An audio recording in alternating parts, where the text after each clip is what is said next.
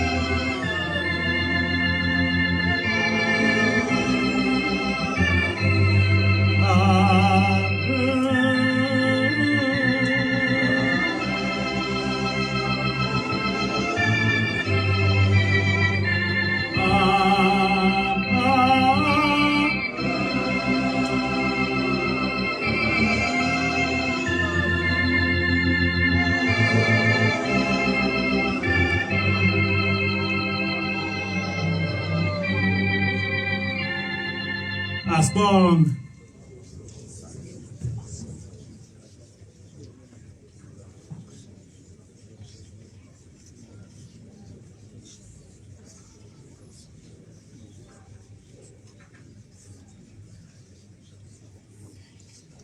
Amen.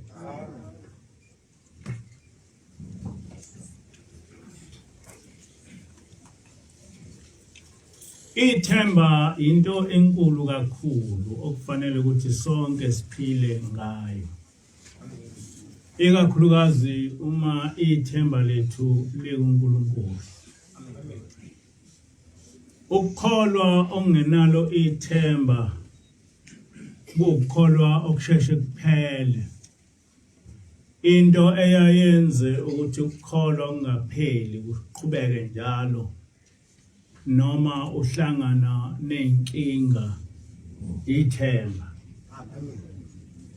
Uthi baba ilanga ngelinye ilanga ishumayela uthi kwafika indoda ihamba nenkosikazi. Le nkosikazi isifelwe abantwana kakhulu. Uthi ke ubaba ngase ngithi le nkosikazi ayihambe iye kuphakameni uyohlala khona ilinde.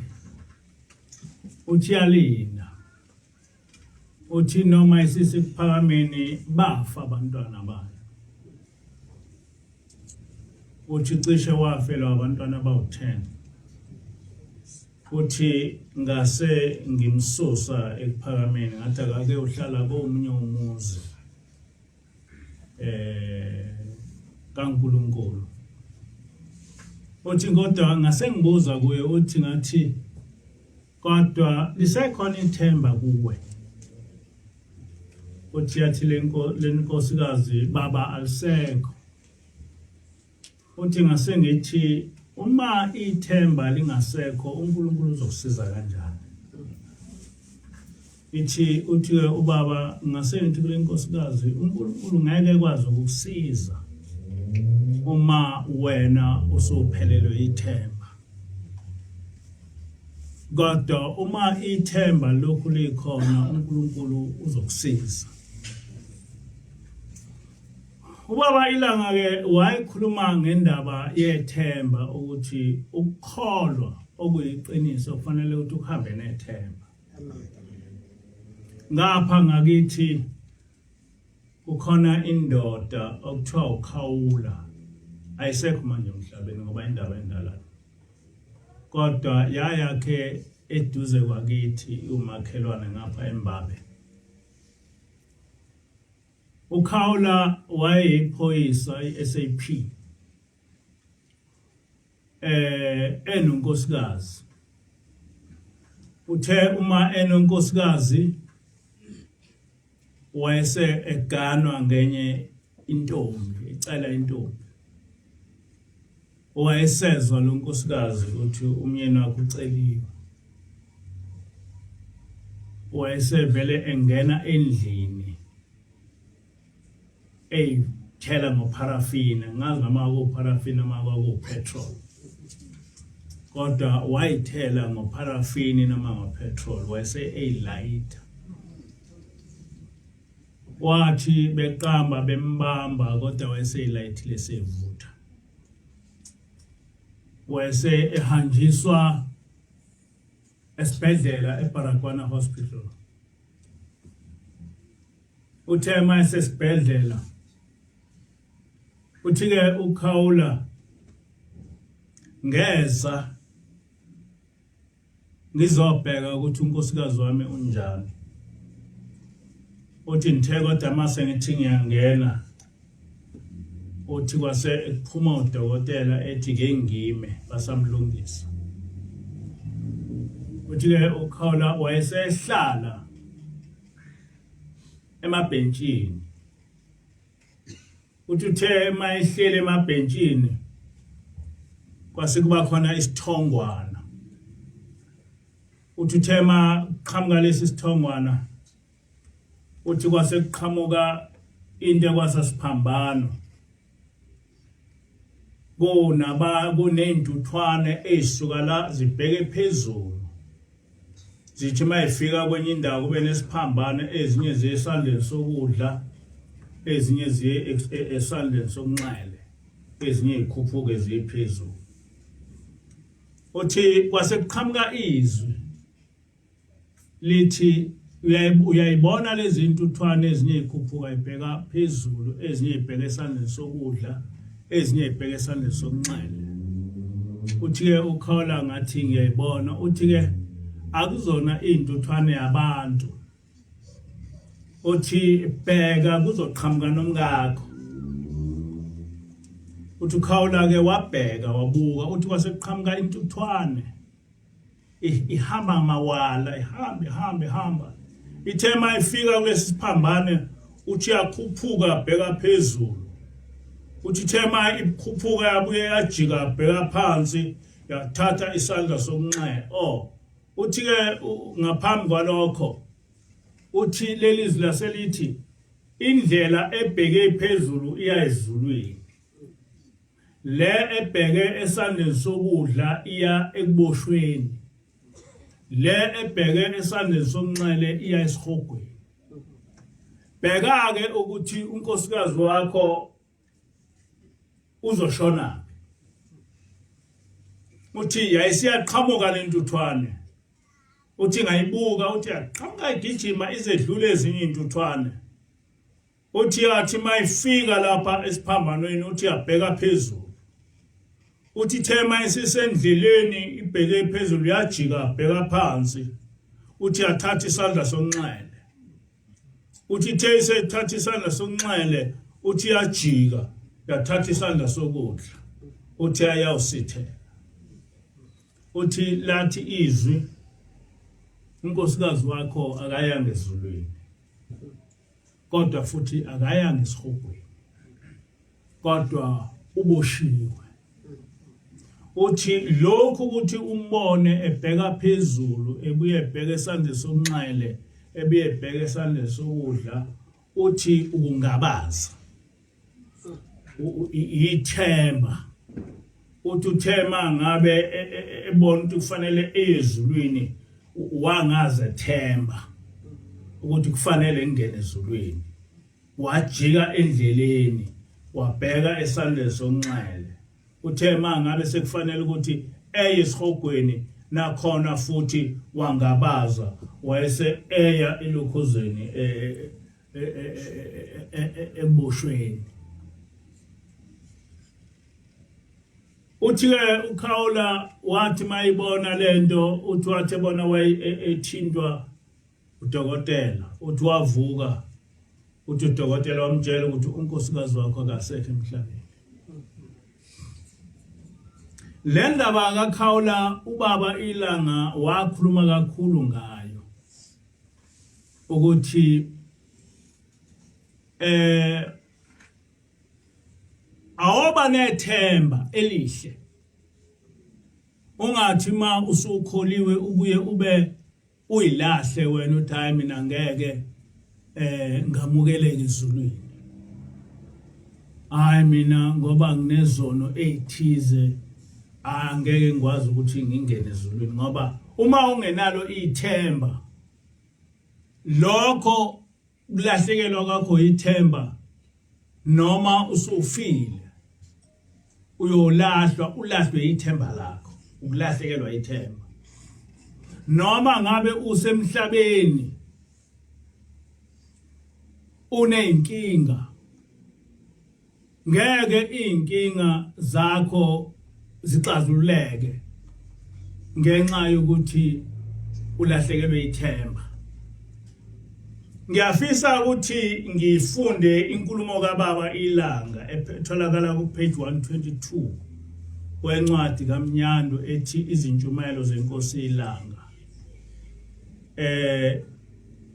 ubaba mkhulu ubaba ilanga wakhuluma lamazwi engifisa ukuthi siwazi ngisho noma umuntu esephelile esenjani uma kusekhona ithemba kuye kuba khona umphefumulo omncane ithemba angazi ke ukuthi into enjani nikuthene lapha nje anihambi ngothando lodwa kodwa nihamba nangethemba.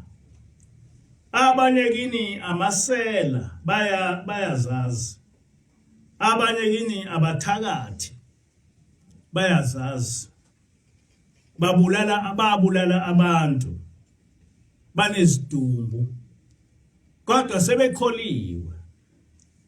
Abanye iziphingi bayazazi, kodwa akuvumi ukuba basuke kuphakameni.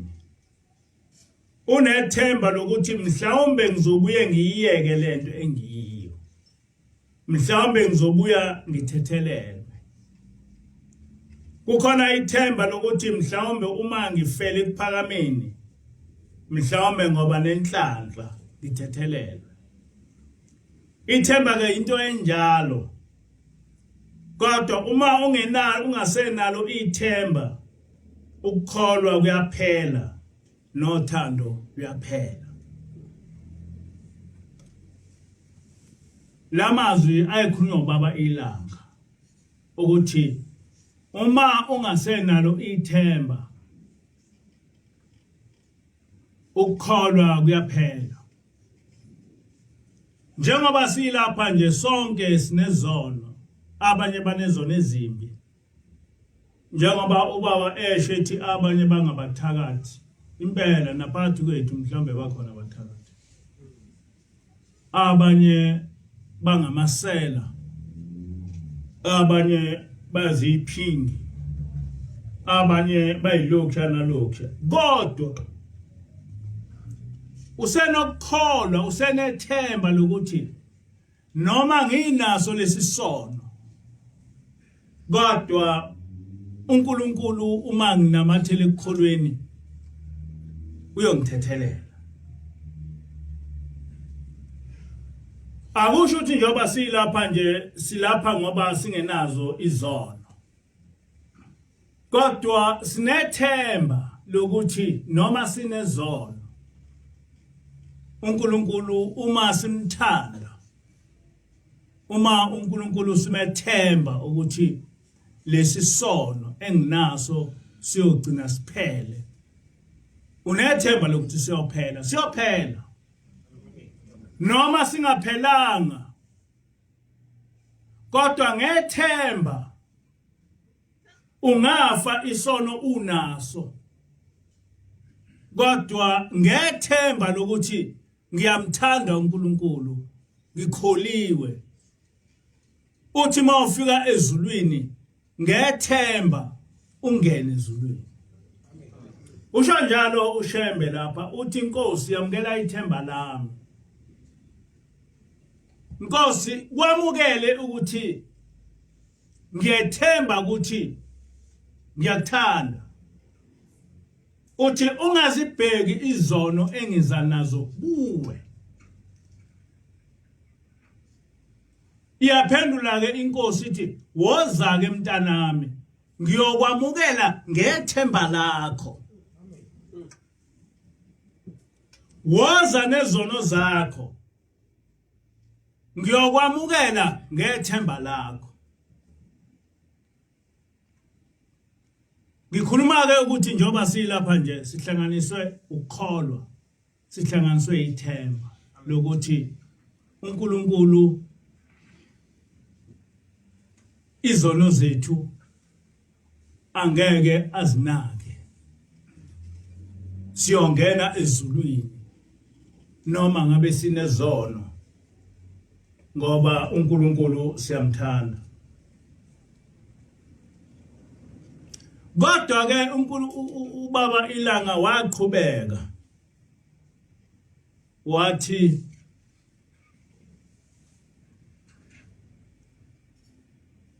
uke ungangeni ezulwini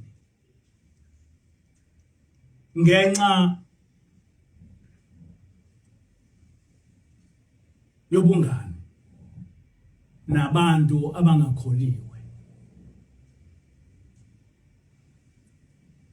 Uma ekhuluma lapha ubaba uthi manazaretha kukhona izinto ezinjalo okuye kuthi ngokujwayelana nabantu bakaNkulunkulu nawe uze ube nephunga elihle kanti bewungenalo. Nokulokhu usondela eduze kwabo kothi noma sekufika ilanga lokubizwa kwakho bese utholakala unephunga elihle. Sinjalo nesono nobuhle bunjalo. Isono uyasithola ungumNazaretha uma ujwayelana nokugudlana nabantu bakagwayi notshwala. Uma futhi ujwayelana nabantu abadla ingulube. Uyalithola leli phunga ongenzeka mhla udlula emhlabeni bese umiswa endleleni. Kuthiwa njengoba ungwase kuphakameni nje leli phunga walithathaphi. Bese kutholakala ukuthi ubungumuntu ojabulayo uma uphakathi kwezidakwa nababhemayo. Uma ke ilanga wakhuluma into enjalo engithi anginifundele yona ngoba niyanqena nokufunda ukuthi ungakholwa ukholwe kodwa uthi mawusezulwini utholakala unokugwayi bese kuthiwa lo gwayi lona njengoba uyiNazaretha uqhamuka ungakazi ubhema ugwayi kanti ubuthanda ukuba umngane wabantu ababhema ugwayi, ubuthanda ukuba umngane wabantu abadla ingulube, ubuthanda ukuba umngane wabantu abaphuza utshwala. Bakhona abantu abanjalo abangamaNazaretha. Uthole umuntu enomngane wabantu abangayibona amaNazaretha. Uthole umuntu ekhululeka nje ma enabantu abaphuza utshwala. Ekhululeka nje uma enabantu ababhemayo. Ekhululeka nje uma enabantu abadla ingulube. Kodwa uthi baba ilanga leyo nto leyo ngelinye ilanga iyoba ingozi kuwe. Ngoba uyothi usuhamba uya ezulwini itholakala ikuwe. Ikhona ke into enjalo. Uthi ke ubaba ilanga lapha noma ungakholiwe kodwa uma ujwayele ukuba uhlale nabantu abakholiwe leli phunga lokukholwa liyahlala kuwe. Kuthi ma kufika ingilosi zithatha isithombe sabantu abangcwele nawe futhi utholakale kulabo abantu abangcwele usongcwele. Ngiyakhumbula kunensizwa eyayihamba nentombi yayo yathi mangabe ihamba yafica amakhosikazi ka14C yayisifike ihlala phambi kwayo iwabheka lamakhosikazi ihleli nentombi yayo ingayili Nazaretha. Yayisithi lensizwa mhla sengifuna ukukholwa mina ngokholwa. Kanti ngenkathi ikhuluma lokho sekufike ingilosi esiyithathe ngokuthi ikholiwe siyikhethile inkosi. Kwathi emva kwalokho yahamba emhlabeni. Kodwa ihambile emhlabeni ngelinye ilanga udadewabo esemfuleni yezwa umfowabo ememeza esemfuleni wathi sibanibani qoka ngoba ngifuna ukukhuluma nawe. Yaqoka intombazana yezwa ukuthi umfowethu kodwa siwahamba emhlabeni. Yathi ngizokutshela ukuthi ngithema ngihamba emhlabeni ngathola ukuthi sengiyiNazaretha.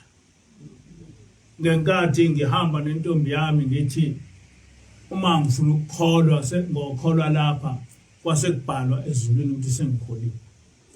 Ithi ke manje na ke sengifuna imvunulo yokusina. Hamba uye kusibanibani umtshele ukuthi engenzele imvunulo ngoba sengifuna ukusina ngoba sengiyiNazaretha. kodwa lo muntu ehamba emhlabeni engayile Nazaretha ngokuthi nje ube eseduze kwamaNazaretha wathi nami uma sengifuna ukukholwa ngokholwa la kwasekubhalwa ezulwini ukuthi useyiNazaretha. Kanjalo uma ngabe ngisho ngabe umuntu ongayile Nazaretha kodwa uma wathanda amaNazaretha ujwayele ukuba nabantu abangamaNazaretha ugcina uba nenhlanhla ukuthi uthi mawuhamba emhlabeni bese kutholakala ukuthi lo muntu useyiNazaretha noma ubengayile Nazaretha.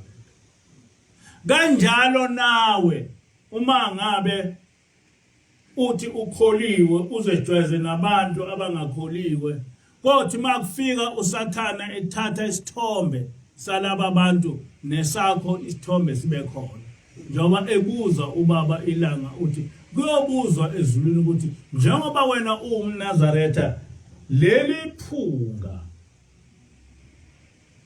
likatshwala liqhamuke kanjani? Leli phunga likagwayi liqhamuke kanjani? Ngiyafisa ukuthi ngikhulume indaba noma imfundiso kaBaba Ilanga ngoba kuba bonke abaholi uBaba Ilanga wayefundisa kakhulu futhi kwakuwumholi owayezehlisa ngendlela esimangaliso. Uthi-ke uBaba Ilanga abanye banjengami nje mina ngehlulwa ngumthetho oqala emthethweni elishumi kodwa nami ngibe nethemba lokuthi uma ngikhona phakathi kwenu mhlambe ngohamba ngize ngifane nani. Ngibe nethemba lokuthi uma ngikhona phakathi kwalaba bantu ngoze ngiziyeke izono ngifane nabo. Uma ngehluleka ukuziyeka kwaze kwafika usuku lokuhamba emhlabeni mhlambe ngoncingana nabo nokulokhu ngigudlana nabo nokuthola iphunga labo nami ngiyoyithola inhlanhla. Kusho uBaba Ilanga uthi nami nginezono kodwa ngiyengethemba ukuthi mangiphakathi kwenu noma nginezono uNkulunkulu uyongithethelela. Uma ngize ngihambe emhlabeni nginezono ezulwini ngothethelelo nje ngokuthi ngihlale nani eningcwele. Angazi kulabaholi bamanje na akakho umholi njengoba angimazi ubaba mkhulu kodwa naye kulapho ekhuluma khona ubaba mkhulu wayezehlisa ngendlela esimangaliso. NoBaba Ilanga waye ehlale ezethi ngithandaziseni. Ngisho ngabe kunesigigaba uBaba Ilanga wayetshela amaNazaretha ethi ngithandaziseni. Akakaze uBaba Ilanga esikhukhumeze ngokukhola kwakhe ibandla. Kwenye indawo uthi kulula kabi maNazaretha ikakhulukazi kumuntu onjengami njengomuntu othandwa ngabantu bonke ukuba nginifake etshwaleni. Ubani ongangivimbela uma ngithanda ukuba niphuze utshwala? Uma ngithanda ukuba nidle ingulube ubani ongangivimbela? Anize ningayicabanga leyo nto. Mina ngiyaye ngiyicabange ukuthi emva kwami kwaba njani. Nosala nifuye izinja noma nosala nidle amatshwala noma nosala nidle izingulube. Nithi kungeke kwenzeke lokho? Kungenzeka. Kusho uBaba Ilanga Ngiyathanda ukuthi ngaso sonke isikhathi ngikhulume ngobaba ilanga ngoba uyena mholi engakhulela phambi kwakhe. Uyena mholi nomama owayengifundisa ngaye. Uthi ubaba ilanga ngelinye ilanga eshumayela. Uthi kwakukhona inkosi. Igama lale inkosi kwakuBelshazare. uBelshazare wayezalwa uNebukadnezar. uNkulunkulu ngokuthi abantwana bakwaIsrayeli babemhlukukile wavuma ukuba bethunjwe lamakhosi. uBelshazare wayecebile kakhulu usho ubaba ilanga enayo yonke into, kodwa yena abafazi abaningi, eney'nqola ey'ningi, enezindlu ezizitezi. Kuthi-ke ubaba ilanga uBelshazare wayethi ngelinye ilanga egibele ey'tezi zakhe ebesethi ukhona umuntu omkhulu ngaphezu kwami, ukhona umuntu omkhulu ngaphezu kwami. Kombe nithi khona uNkulunkulu. Uphi uNkulunkulu? Uthi angibona uNkulunkulu mina la ngibona isibhakabhaka nje. Ebese ikhomba yena ethi yimini uNkulunkulu.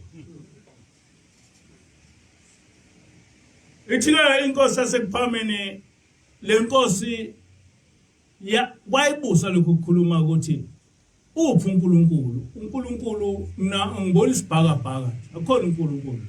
uNkulunkulu yimina. Ngelinye ilanga lenkosi uBelshazare waba nedili elikhulu. Uma enedili kwaphuzwa utshwala, kwenziwa yonke into, nenduna zakhe nabafazi bakhe nayo yonke into. Wayesethatha izitsha zokwamukela isidlo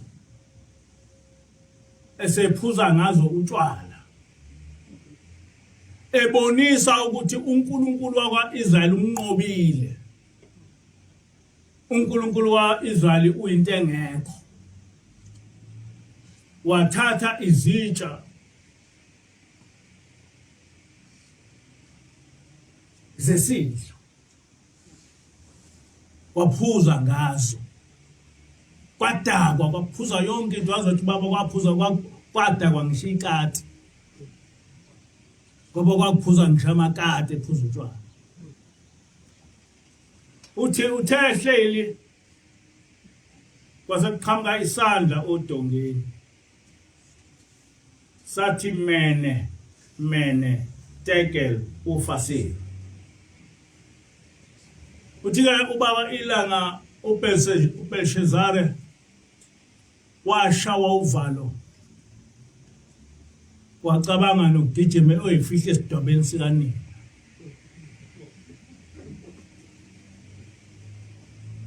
Uthi ubaba uNkulunkulu ngalesandla uthi uNkulunkulu uqalile ukufaka esikalweni, wakuthola ungelutho. Njengoba uthi wena uwena uNkulunkulu, kodwa uNkulunkulu ukufaka esikaleni wakuthola ungelutho. Nombuso wakho ufakwe esikaleni watholakala ungelutho.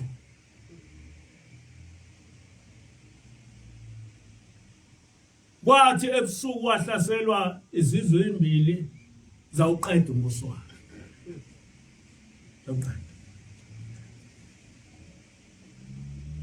Kodwa ngenkathi ubaba ekhuluma le ndaba eyaba indaba enkulu kithi, sasingazi ukuthi uyaprofeta. Sasingazi ukuthi uyaprofeta. Ngoba lento enzo uBelshazare owayengaseBhabhiloni namhlanje na yenziwe abaholi bamaNazaretha.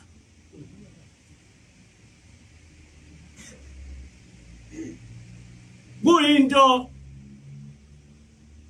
oyawuthuma uyicabanga ushawuva ngoba uBelshazare wayengaseBhabhiloni vele bengakholwa uJehova.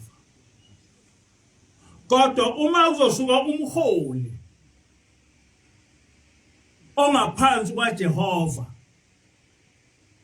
onemfundiso ukuthi leli bandla likaJehova ngishihlabelelo zibhaliwe ukuthi leli bandla ngikamenzi wezulu nomhlaba,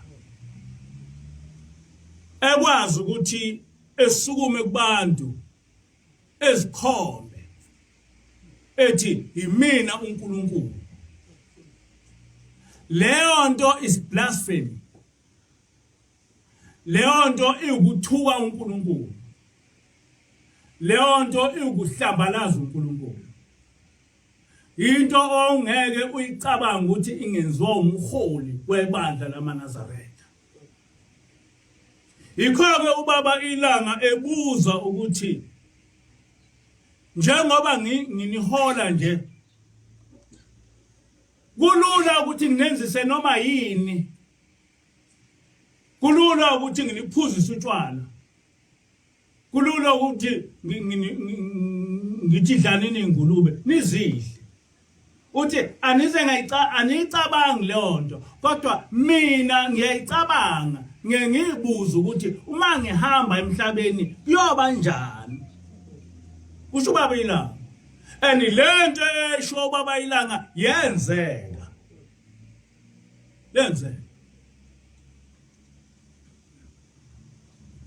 Namhlanje nakunamaNazaretha amaningi aphuza utshwala, and akakho umholi ongaseba ehluphe ngokubakhuza kuleyo nto.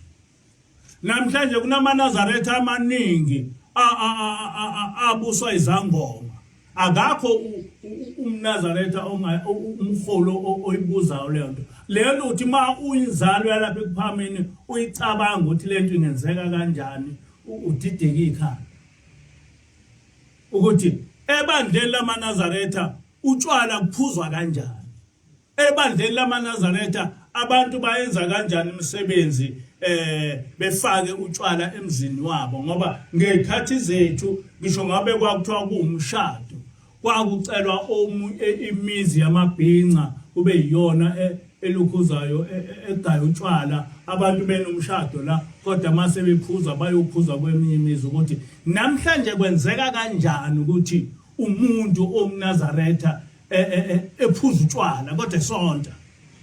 Namhla kwenzeka kanjani ukuthi umuntu omNazaretha evele engene esontweni aziwe ukuthi ungqingili kodwa ehlale ngokusobala, ngoba abantu abake babanje ukuthi ongqingili nesikhathi sika baba ilanga baxoshwe esontweni bebakhulu. Ngeke ngibasho ngelokhoza ngegama, kodwa kwakungamantombazane baxoshwe, bexoshelwa nje ukuthi bangongqingili, batholakala ukuthi bangongqingili. La kuleli bandla wawungeke ucabange ukuthi kungenzeka ukuthi uthi uyiNazaretha ugaye utshwala kanjani.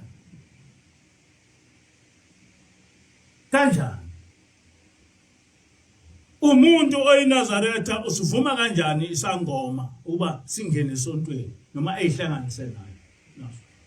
Kodwa manje kuyenzeka uthi ke ubaba ilanga lezi zinto nike nicabangeni ukuthi njengoba ngingumholi wenu nje ningithanda nginganizisa noma yini, uthi leyo nto mina ngeke ngicabanga ukuthi uma sengihambile emhlabeni kuyoba njani, ngeke niyenzeke.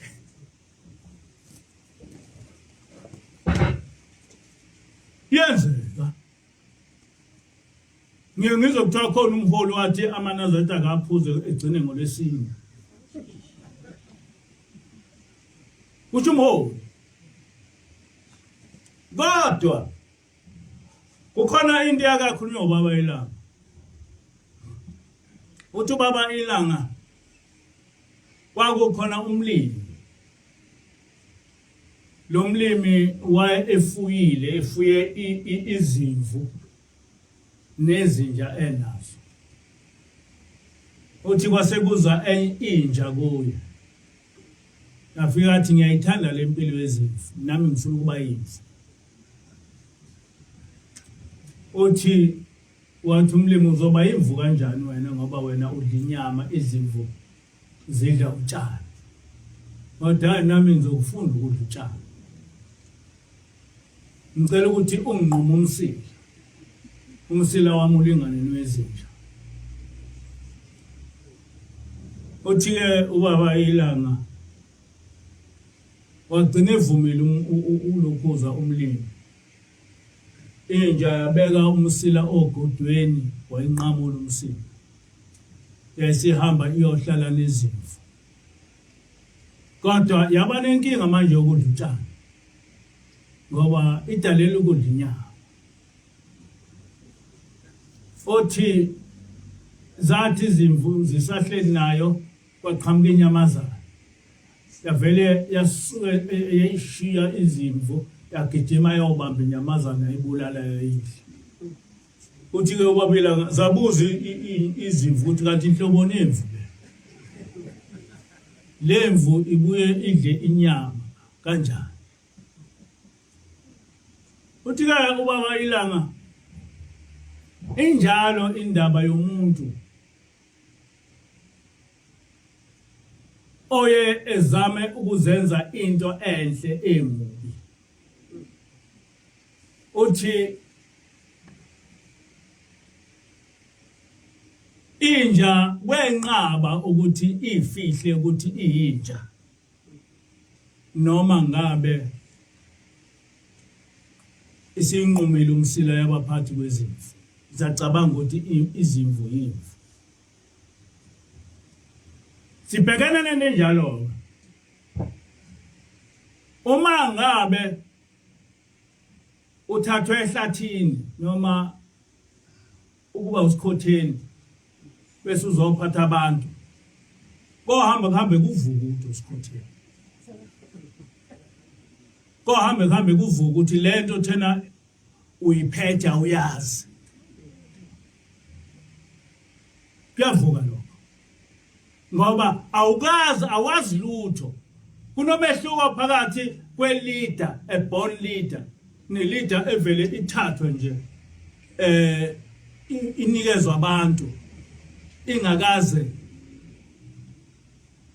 icabange even ukuyiphatha yona. Ngoba awukwazi ukuthi uphathe abantu ungakazi ukwazi ukuyiphatha wena. Bese ucabanga ukuthi uzothi uma usubekwa ngaphambi kwabantu usukwazi ukuyiphatha, ukuphatha abantu. Ngibe i-director isikhathi esiningana. Ngangibeka amakhosi. Ngangiye ngifike kwezinye indawo kukhonjwe isidakwa esingathi shu. Esingakaze sibe umuntu. Kodwa bese sima ngokuthi ngiyinkosana. Bese kuqhamuka abantu bethi hayi inkosana lena kufanele be inkosi. Hawu, lento enjeni izoba inkosi. Beqhamuka abantu bekumele lokhu ukuthi hayi uyinkosana uzoba inkosi ngoba uyinkosana. Egcina ebe inkosi ngoba phela uyinkosana. Kodwa uyothi seyinkosi lokhu ukuba usikhotheni ngeke kuphele ngisho seyinkosi. Uyobona ukuthi usikhotheni. Uthatha usikhotheni wabekwa phambi kwabantu. Kodwa abantu bayomamaza bethi beyimemeza bethi inkosi besho ngisho umuntu edakiwe engakwazi ngisho ukuhamba bemhambise bethi inkosi. Ubekiwe. Kodwa kusho ukuthi isidakwa lesi. Kusho ukuthi usikhotheni lo. Kusho ukuthi akayazi lento lo muntu olokhuza oyenzayo. Akakho umuntu engiyaphinda akakho umuntu wakuleli ibandla likamenzi wezulu nomhlaba esalifundiswa ubaba mkhulu ongama phakathi bakwabantu ethi imina uNkulunkulu. Ngoba ukuthi imina uNkulunkulu kukuthuka uNkulunkulu. Ukuthi umina uNkulunkulu kukuhlambalaza uNkulunkulu. Ukuthi umina uNkulunkulu is blasphemous. Akwazi ukushintsha lokho. Kodwa namhlanje na sesiyinhlekisi. Ngoba ngiyabona na kwa Facebook. Bathi izitha zethu zithi ayikho lento yakwaShemba, ayikho lento yamanazarete. Amanye amanazarete akholwa uJehova. Amanye akholwa emadlozini. Amanye anoNkulunkulu omuntu. Inkinga leyo esibhekene nayo. Inkinga leyo esibhekene nayo ngoba is a fact. Ukuthi kuleli ibandla lamaNazaretha kunamaNazaretha akhonza amadlozi. KunamaNazaretha akhonza umuntu. Kulo leli ibandla likaJehova. Abasho bethi usibanibani 100%. Bethembe ukuthi uma ngabe uyihlaba lento bazokuthuka. Besho lokhu yana lokhu akuwe. Kodwa mina engithunywe uNkulunkulu ngenze ngesabe lokhu. Ngenze sabe. Uma into i-wrong. Uma into ihlambalaza leli bandla ihlambalaza leli bandla. Noma ngabe yenziwa ilunga lebandla noma abenziwa umholi. Kodwa into ethuka uNkulunkulu kuleli bandla kufanele ngisho ukuthi lokhu kukhuluma kuthuka uNkulunkulu. Lokhu kukhuluma kuthuka umprofeti.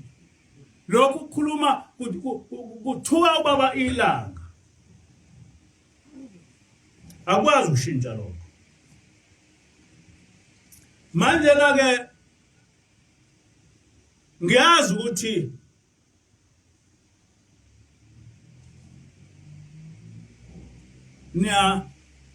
niyathuka ngalokho. Ukuthi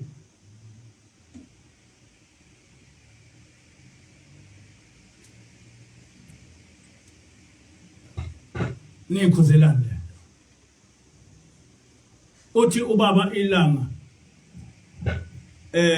sengikhohle ukuthi ipage bani lapha okhuluma khona ukuthi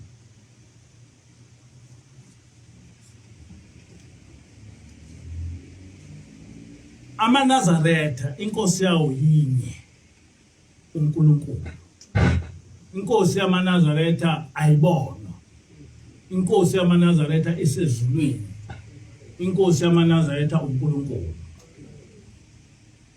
Uthi ke ubaba ilanga noma thina singasekho lapha emhlabeni sesahamba lapha emhlabeni ningakhohlwa lokho ukuthi nina aninayo inkosi ebonwayo. Inkosi yenu ayibona. Inkosi yenu uNkulunkulu.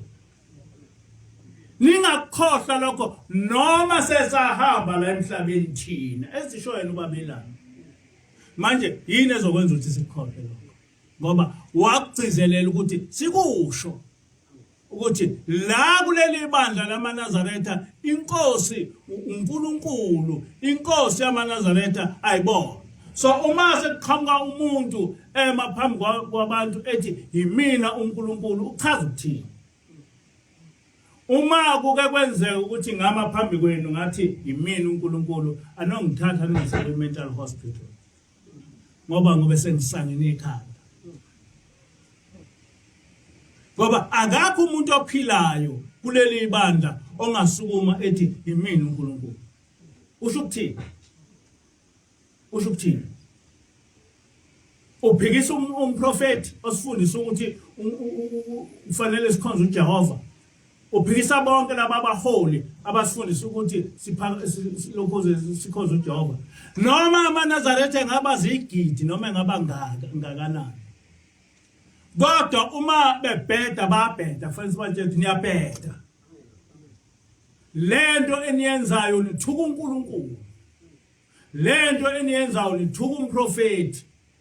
Lento eniyenzayo nithuka ubaba ilanga ngoba lento bonke abaholi basitshela ukuthi kufanele sihambe kanje. Asikaze sifundise ukuthi ukhona umholi ongama phambi kwabantu ethi uNkulunkulu. Kodwa lo muntu othi uNkulunkulu akasena ngisho umprofeti. Lo muntu othi uNkulunkulu akasena ngisho umholi ukuthi umholi into nje wavele wathatha wabekwa phambi kwabantu. Kodwa noma semi phambi kwabantu uyabona ukuthi lo muntu akazi lutho ngalento uyiholayo. Ngisho ngathi akasine lapha ngeke esine. Ngoba akazi. Ngisho ngathi akashumayele ushumayela nje ngoba azi ukuthi uzobeka igama elilodwa kuthiwa amen haleluya. Kodwa uma ungasombeke nje phambi kwabantu uthi awuyikhulume lento iyona ukuthi uyisima kanjani ngeke zekwazi ukuyisho.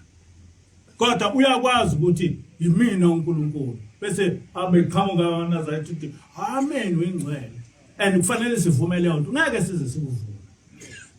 Ngeke sikuvume.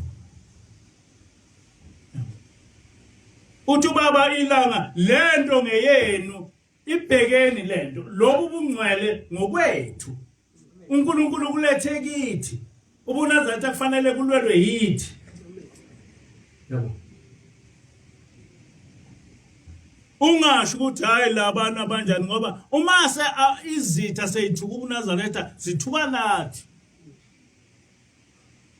Hayi ukuthi zithuka laba kuphela abenza lonto. No, sonke siyathuka njengoba besho nje bethi abanye bakhonza uJehova, abanye bakhonza amadlozi, abanye bakhonza umuntu.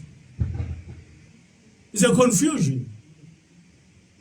And unless leyo nto leyo siyimela angeke izinto ngoba lo muntu lona othi uNkulunkulu usazothola umbhalo othi mene tekel ufasir ukuthi uNkulunkulu ukubekile esikalweni wathola ukuthi awulutho njoba namanje ngalutho nje ngalutho lama qiniso kufanele siwamele siyathuka kwenziwani kodwa iqiniso ngoNkulunkulu kufanele ulimele. Iqiniso ngoNkulunkulu kufanele ulimele ukuthi angeke sivume ukuthi kule nkonzo yamaNazaretha kusukuma umuntu ethi uNkulunkulu. Ngeke sesivume. Ngoba uthuka uNkulunkulu wethu. Uthuka uNkulunkulu kwaMprofeti. Uthuka uNkulunkulu wabo bonke laba abaholi abakhona. Uma engazi yena ukuthi uNkulunkulu yini akahambe eyokusho lokho ematshwaleni hayi lapha phansi kwethu. Uthi ubaba ilanga kwenye intshumayelo lapha ukuthi angizange ngayibhala phansi. Uthi uma ngabe ningithola ngingasayenzi ngingasayilandeli indaba kaNkulunkulu sengiphuza utshwala ningikhiphe. Nithi baba hamba. Ngoba awusafanele ukuba phakathi kwethu. Hamba. Kusho baba sinikeza imvumo ubaba uthi hamba. So ukuthi laba abantu abavuna into engekho noma abe kuthiwa bazigidi noma abanjani asinamsebenzi. Kodwa iqiniso ukuthi thina singcwele. Thina ngeke sivume into ephambene nomthetho kaNkulunkulu. Ngeke sivume. Ngiyafisa ukuthi ngikhulume ngiqondise indaba yobuKristu ngiqondise indaba kaJesu ngoba angakho ukuthi silona uKristu angakho futhi ukuthi silona uJesu kodwa inkolo yethu kufanele ukuthi iqonde ingathiwa ngamanga. Inkolo yethu isuka entabeni yaseSinayi siyamazi nomuntu osenyameni owehla nenkolo yethu ukuthi uMose. Emva kweMose kwaba nabaprofeti abaningi. Siyazi ukuthi umprofeti owagcinayo enkolweni yethu uYeshua. Siyazi ukuthi emva kwaYeshua kwa abafundi bakaYeshua labasebebizwa kuthiwa abapostoli wabathuma ukuthi beyoshumayela ivangeli lakhe. Siyazi ukuthi kwathi besashumayela amaRoma ngo70 AD awahlasela amaJuda. Emva lokho bayiqeda inkolo yethu. Ngifisa ukuthi lento ngiyiqondise ngoba la sinezinkolo ezahlukene. Kukhona iIslam. Asinayo inkinga iIslam ngoba iIslam siyayazi ukuthi imi kanjena kanjena. Nezinye izinkolo siyazazi ukuthi zimi kanjena. Kodwa ngeke sivume ukuthi kuqanjwa amanga. Ngeke sivume ukuthi kube nokuqina. Kuthathwa into engekho kuthiwa ikhona. uYeshua umprofeti wethu. uYeshua wayesizwe samaHebheru. uYeshua wahamba emhlabeni ngo40 AD engaphansi kwenkolo kaJehova ewumholi wamaNazaretha. That is a historical fact ongeke uzokwazi ukuyishintsha. Emva kwaYeshua inkolo yamaNazaretha yaqedwa. That is a historical fact ongeke uzokwazi ukuyishintsha. Isiqediwe inkolo yamaNazaretha ngo352 AD mangaphosisi. We cancel of Laodicea if ngibiza kahle. uConstantine ongumbuso wamaRoma wasungula inkolo yobuKristu ngo352 or 353 AD. Kodwa uYeshua oyinkolo omholi wenkolo kaJehova wahamba emhlabeni ngo40 AD. Okusho ukuthi inkolo yobuKristu yaba khona emva kweminyaka ewu285 uYeshua wahamba emhlabeni. Angaloma lendizwa. uYeshua wahamba emhlabeni ngo40 AD. Ngo70 AD amaRoma ahlasela iJerusalem. Ayiqeda emva kwalokho inkolo kaYeshua, inkolo kaJehova, inkolo yamaNazaretha bayiqeda. Ngo352 or 53 AD uConstantine wasungula inkolo yamaKristu. Emva kokuba sesungule inkolo yamaKristu base beqhamuka nomholi wabo abambiza ukuthi uIsus. Kodwa kwahamba usethiwa uJesus ngoba sekufaka uJ. uIsus noma uJesus wavela inkolo yobuKristu isikhona. uJesus akasiyena umholi wenkolo yamaHebheru. uJesus akasiyona umholi wenkolo yamaNazaretha. uJesus umholi wenkolo yamaKristu. Asinayo inkinga lokho. Asinayo inkinga. Ukuthi uJesus umholi wenkolo yamaKristu ukuthi wakheka kanjani we don't care. Is not our religion. Asinandaba nalokho. Kodwa yinye into esilwa nayo. Ilento kuthiwa yiplagiarism. ileyo nto esilwa nayo i-plagiarism. Ngoba i-plagiarism is an offense. I-plagiarism is theft. Ngoba uthema eseqhamuka uJesus kwase kwathathwa impilo yomholi wethu, kwathathwa imisebenzi yomholi wethu, yanikezwa uJesus ongekho enkolweni yethu esingamazi, owavela after 352 umholi wethu wabakhona emhlabeni. Weselo umholi wethu esecishwa. I-plagiarism ichaza ukuthi ngafike ngibhale incwadi la noma ngenze ifilimu, mase ngisa kuma publishers bese ethi ama publishers hayi incwadi yakho ayiphasanga,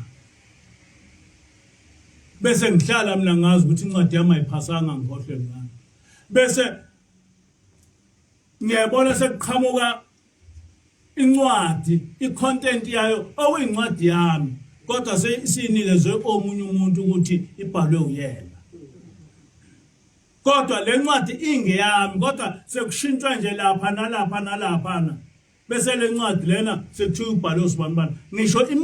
Ngisho amafilimu anjalo kwenziwa kakhulu umsebenzi abelungu ukuthi ungafika ubhale ifilimu uthi uyisa ivele intshontsho iqhamuke sekuyifilimu yomunye umuntu. So the same thing here. Akakho umuntu ongaphika ukuthi uYeshua waba khona emhlabeni, uYeshua wayezalwa uMaria, uYeshua wayezalwa uyise kwakuJosefa, uYeshua wahamba emhlabeni ngo-40 AD kungekho ubuKristu. Akakho umuntu ongayiphika le, because it's a historical fact. Akakho umuntu ongaphika ukuthi ubuKristu basungulwa uConstantine, because it's historical fact ukuthi ubuKristu basungulwa uConstantine. And akakho umuntu ongakuphika ukuthi ubuKristu basungulwa ngo-352 AD. Now just imagine lokhu kwahamba ushaka emhlabeni asikawuhlanganisa 200 years. Kwahamba ushaka emhlabeni asuhlanganisile 200 years. Kodwa inkolo yobuKristu yasungulwa 285 years after kwabakhona uYeshua emhlabeni. Kodwa kwasekuthathwa impilo kaYeshua nemsebenzi kaYeshua isinikezwa lo nkulunkulu esebemakhile. We don't care ukuthi bakho unkulunkulu wabo ngoba babemakhele enkolweni yabo. We don't care about that. Kodwa esi-concern ngakho ukuthi bese kuthathwa uYeshua, impilo kaYeshua, ngisho ukuzalwa bese kuthiwa kwazalwa uJesus, ngisho imisebenzi kwakuJesus. Kodwa ilokhuza imisebenzi nempilo eyaba khona kumuntu owahamba emhlabeni ngo-40 AD.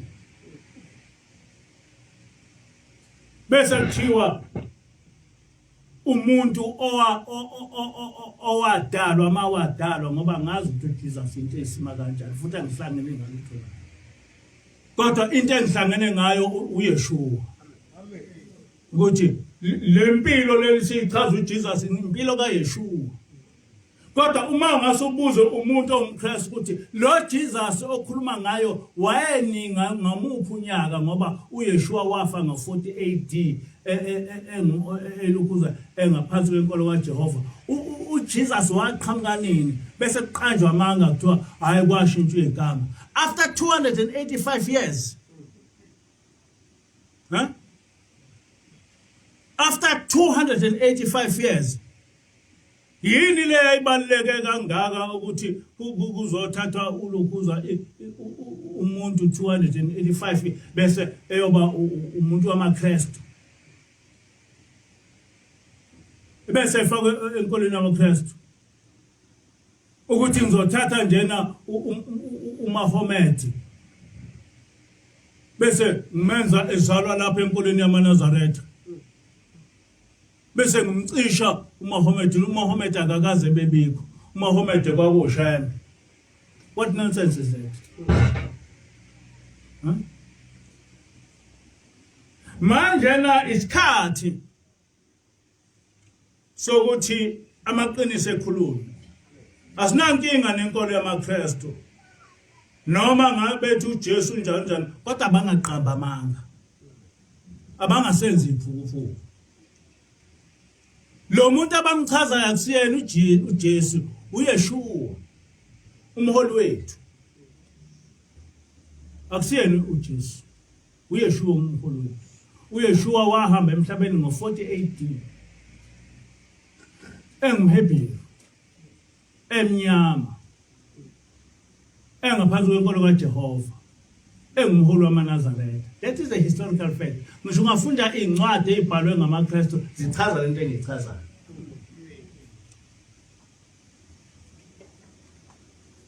Ukuthi inkolo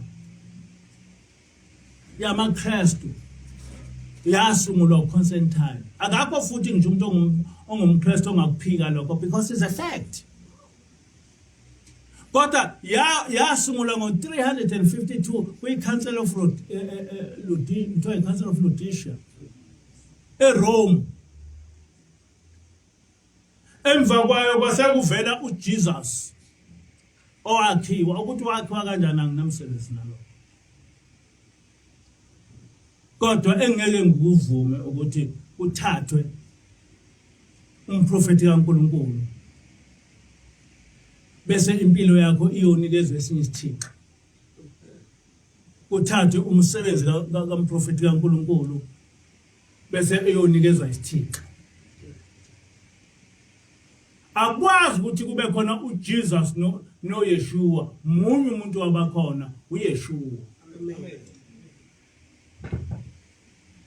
Uma kukhona umuntu ongumKristu ongiphikisayo lokho akaphumela obala. Echaze ukuthi lento abayichazayo abayifundisayo ngekaJesus noma kaYeshua. Kwenzeka kanjani ukuthi impilo kaYeshua inikezwe uJesus? Umsebenzi kaYeshua inikezwe uJesus. Kanjani?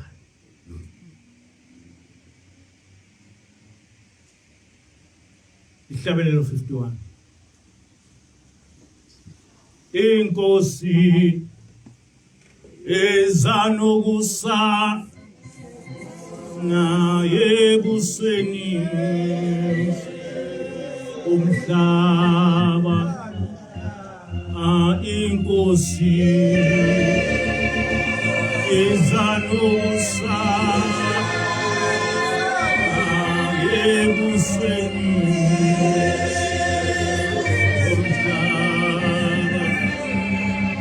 kuze kwande okukhanya ebusweni omhlaba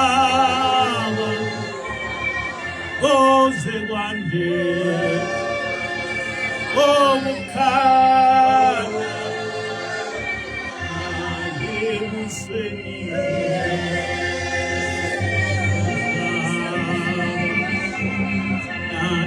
Susa ale unyama ale busweni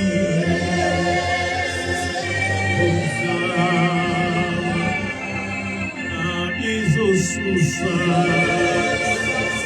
ale unyama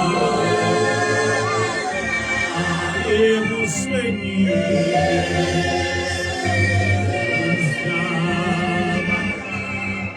bayoduma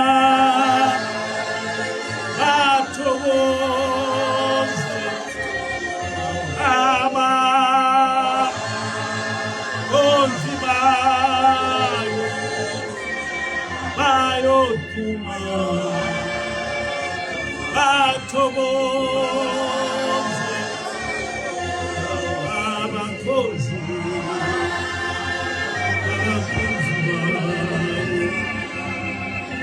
bayoduma bathokoze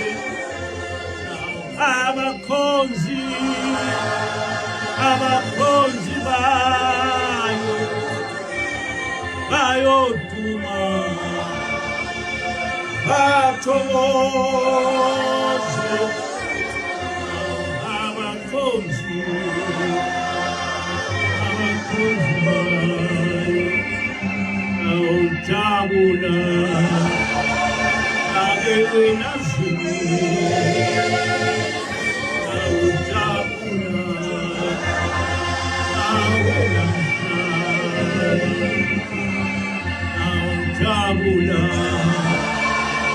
awenazulu awujabula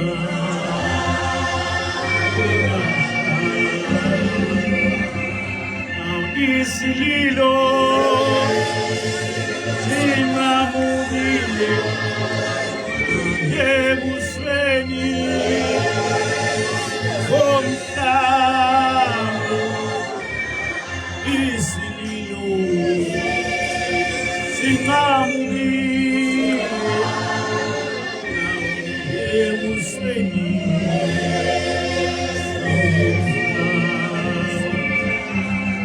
isililo singamukile ebusweni bomhlaba isililo singamukile ebusweni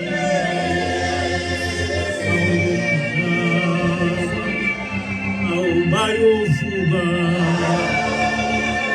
abafiyelwe evela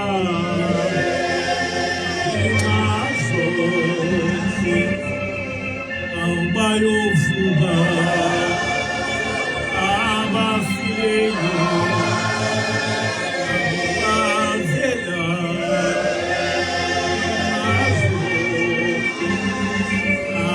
Jehova wathixo wethu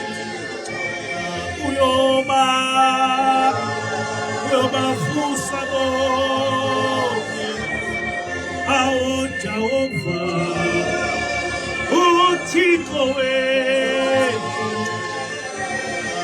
uyobavusa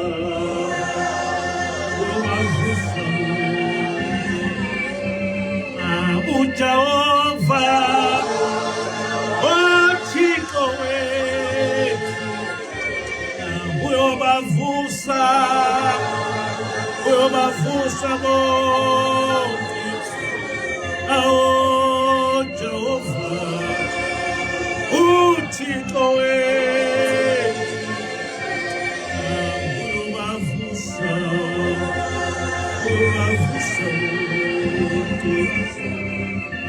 bonke abaleleyo othulini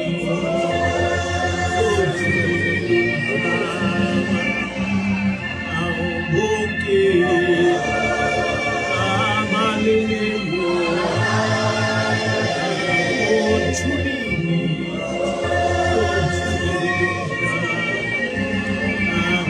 Jehova uyababiza bayovuka bangabusheshe awo Jehova uyababiza bayovuka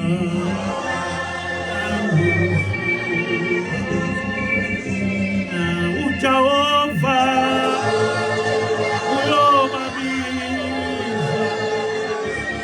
bayovuka ngokushesha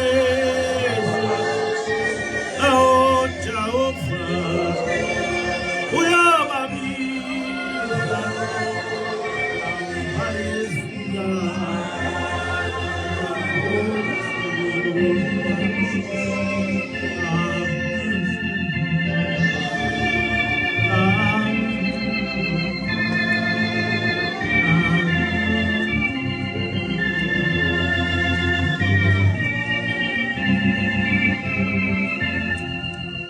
Asibheke enkosini. uNkulunkulu wasekuphakameni. uNkulunkulu ukaShembe. Mdali wezulu nomhlaba. Siphambi kwakho Nkosi. Ngaleli sabatha lakho lanamhlanje. Sicela Nkosi kuba usikhumbule. Ubhale Nkosi amagama ethu encwadini yakhe engcwele. Ebhalwa Nkosi labo obathandayo. Sifundise Nkosi kuba sikuthande. Usenze Nkosi kuba sikwathebe. Usenze Nkosi sibe abantwana abanyanya isono. Ngicela Nkosi kuba isandla sakhe esingcwele. Bonke laba abakuhlambalazayo ubabonise ukuthi abalutho. Bonke lokho bonkosi abakuthuka abantu bangoNkulunkulu. Ngicela Nkosi ubabonise ukuthi abalutho. Wena wedwa uNkulunkulu wasekuphakameni okhona lapha phakathi kwethu. Owethu uNkulunkulu akabona. Owethu uNkulunkulu usezulwini. Ngicela Nkosi ukuthi umhlaba ukwazi lokho. Ukuthi lenkolo Nkosi owayiletha kusukela kuMose mayiqonde. Mangaqhamuka inkosi isigebengu bese zithi ziqhamuka Nkosi nesithixo zazo. Bese zithi zingabaprofeti bethu. Ungaqhamuka inkosi phakathi kwethu oNkulunkulu esingabazi. Bese bethi bangoNkulunkulu phakathi kwethu. Cela Nkosi ukuthi bonke lokhu kunqobe. Lo bonke Nkosi lobu uqede. Ngelakho Nkosi igama manje lephathe. Amen.